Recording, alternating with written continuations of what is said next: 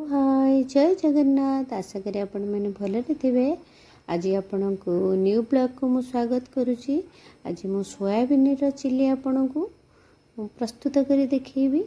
आम restaurant style केमती soybean chilli घरे प्रस्तुत करवा चलतु एबे देखिबा सोयाबीन को आम केमती बनाइबा। एबे प्रथमे पैन बसैली से पानी किछि नेली। पानी टिके फुटीगला पर सोयाबीन को पकईदेवा ताकू टिके गोलाईदेवा जस्ट तापरे कभरिंग करदेवा 10 मिनिट्स पाई। 10 मिनिट्स गले ताकू कभर खोलीदेवा।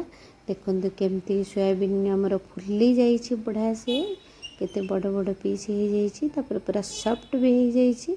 देखंतु एठी मोर सोयाबीन हो जाइए ताकू ठंडा पानी रे पकईदेवा तापर ताकू भल से चिपुड़की आ गोटे बॉयल रे नबा से हल्दी लुण तापरे चिल्ली पाउडर कॉर्नफ्लोर किछि ऐड करदेबा ताकू ऐड करी भल से गोलाई नबा। पुणी टिके कॉर्नफ्लोर पर देदेबा गोलाइला परे देखंतु पूरा सुखा सुखा हो जिवो किछि पानी रहिबनी। सबुतिक मसला पाउडर ता सहित मिक्स हो गला। म पैन बसैली ऑयल नेली तापरे सोयाबीन को छाणी नबा। देखंतु केते बढ़िया से पूरा गोटा गोटा होकी रहउची। मसला भी ता सहित सब लगी जाइए। देखंतु केडे केडे फुली की बढ़िया से होइची। सोयाबीन पूरा बहुत बढ़िया से हो जाइए। देखंतु एबे सोयाबीन हो जाइए ताको भल से छाणी नेली। जतिक सोयाबीन सब जाक मु एमती सब छाणी नेली। देखंतु केते बढ़िया से क्रिस्पी होइची बढ़िया से। एबे मु सेई पैन रे प्याज नेली। प्याज गुडा सब बड़ बड़ पीसेस करी काटिदेवा ताको भल से फ्राए करदेली। एठी टमाटो भी नेइची जेहेतु मो पाखे कैप्सिकम नथिला ताको स्क्रिप कर देइची। एबे मु सॉल्ट नेली हल्दी गुंड चिल्ली पाउडर तापरे टमाटो सॉस सोया सॉस ए सब को पके भल से फ्राए करबा। देखंतु एठी मु कॉर्नफ्लोर किछि ताको गोली की देई देली।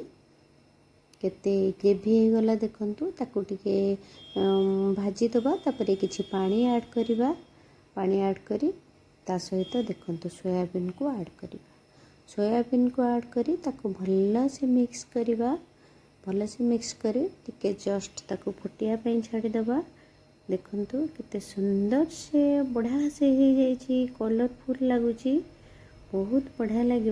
एमती आपण मैंने बनातु। मो वीडियोटी आपण मानकु केमती लागिला आपण मैंने निश्चिंत लाइक शेयर कमेंट करेंगे। चैनल जे नुआ थिबे सब्सक्राइब करि नेबे। देखंतु एठी मो धनिया पत्र किछि ऐड कली जेहेतु मोर सोयाबीन रेडी हो जाइए। बहुत बढ़िया से देखा जाउछि कलरफुल देखा होछि। देखंतु सेतरे व्हाइट राशि टिके ऐड करिछि ग्रेवी होइछि पूरा रेस्टोरेंट स्टाइल होइछि। एबे मु सर्व करूछि। देखंतु रुटी सहित परोटा जेमती भी आपण खाई परिबे बहुत बढ़िया लागिवो। आपण माने निजे बनांतु घरे बने की खांतु जानिबे तार स्वाद।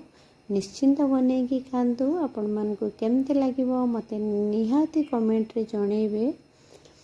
देखंतु मते तो बहुत बढ़िया लागे एटा निजे घरे प्रस्तुत करिवा निजे बने खाइबा बहुत बढ़िया। देखंतु रहिले जय जगन्नाथ एन्जॉय टेक केयर।